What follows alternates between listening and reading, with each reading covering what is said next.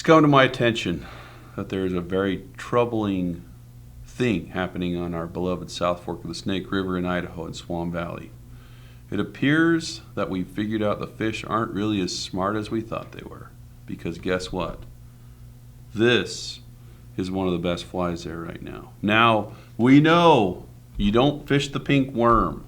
If you fished up there in your guide, you know what the pink worm is. We don't fish the pink worm at this lodge, okay? But guess what?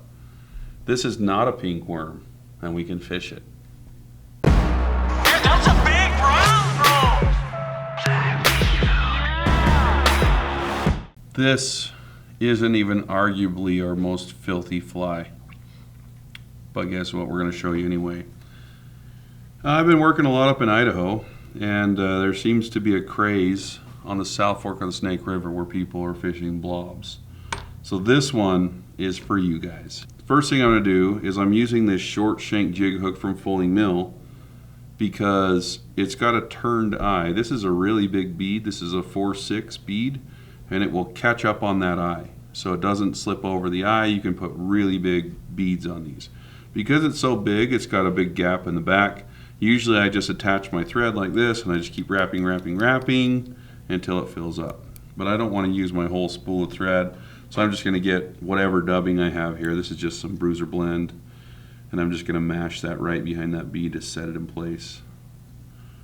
Just so Brig doesn't have to edit the video longer than it needs. Okay, so I'm just mashing a bunch of dubbing here, and that will set us up ready to tie. This is a really tough fly. Brought to you by Hairline Squishenille. If you haven't played with this, it's awesome. It's got chenille, and then these are little rubber legs. Check it out. Boom. That one pulled out, but very movable chenille. It's a lot of movement in the water, and the fish can feel this stuff.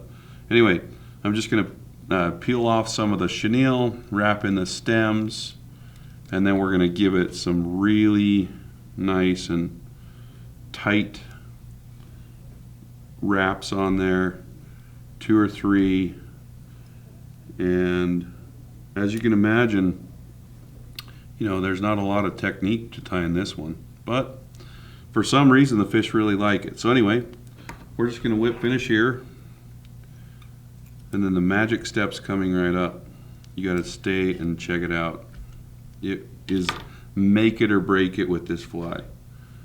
Absolutely game changing. And that step is, well, maybe it's not so game changing.